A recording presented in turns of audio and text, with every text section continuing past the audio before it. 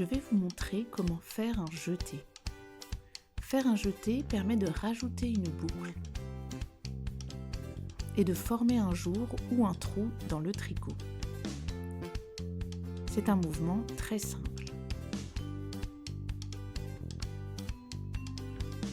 Je tricote normalement jusqu'à l'endroit où je souhaite réaliser mon jeté. Pour faire un jeté entre deux mailles endroits, je vais tout simplement enrouler le fil autour de l'aiguille. Je passe sous l'aiguille, puis devant. Je passe au-dessus pour le ramener de l'autre côté. On voit que j'ai un fil de plus sur l'aiguille. Si je continue ensuite à tricoter normalement,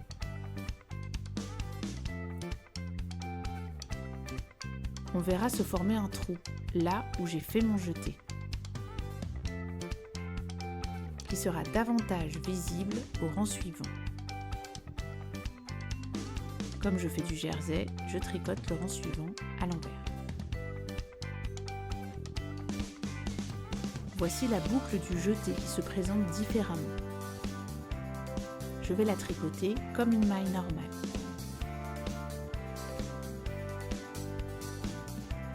Voici le jeté. Je le tricote à l'envers comme les autres mailles. On voit bien cette fois que j'ai formé un trou. On voit aussi que j'ai rajouté une maille, parce que j'ai tricoté mon jeté comme une maille. J'ai donc maintenant 11 mailles au lieu de 10. C'est pourquoi, si on ne veut pas avoir plus de mailles, il faut toujours faire une diminution avec le jeté. On fera la diminution juste avant ou juste après le jeté. Par exemple, ici je tricote 2 mailles et je fais un jeté. Pour ne pas changer le nombre de mailles, je vais faire une diminution en tricotant 2 mailles ensemble.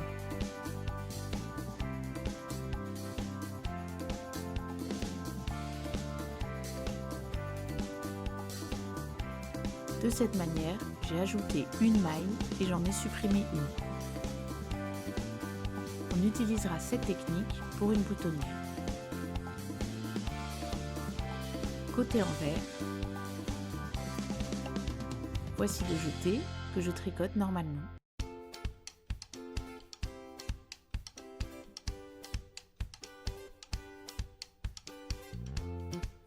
C'est donc ainsi qu'on peut réaliser une boutonnière.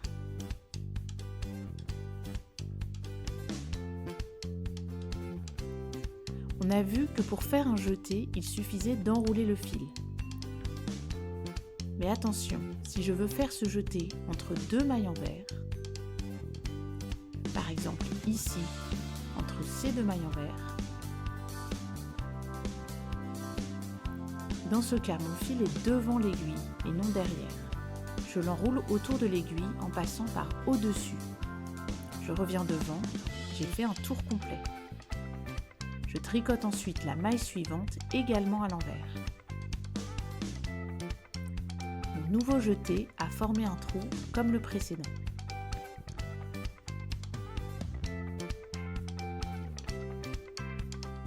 Maintenant, une petite difficulté. Si je veux d'abord tricoter une maille endroit, puis faire un jeté et ensuite une maille envers, mon fil est donc au départ derrière l'aiguille. Je veille à le faire passer d'abord sous l'aiguille, puis je l'enroule tout autour de l'aiguille. Mon fil est à nouveau devant, je tricote la maille envers. C'est ainsi que j'ai bien formé un jeté. Si je n'avais pas passé 2 fois le fil, le trou ne serait pas visible.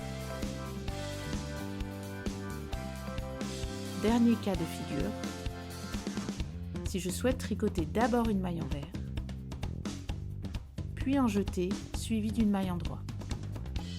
Il me suffit de passer le fil derrière l'aiguille en passant par au-dessus et de tricoter la maille à l'endroit. On voit qu'un autre jeté s'est formé. Je n'oublie pas de repasser le fil devant si je souhaite tricoter la suite à l'envers. Voici les jetés.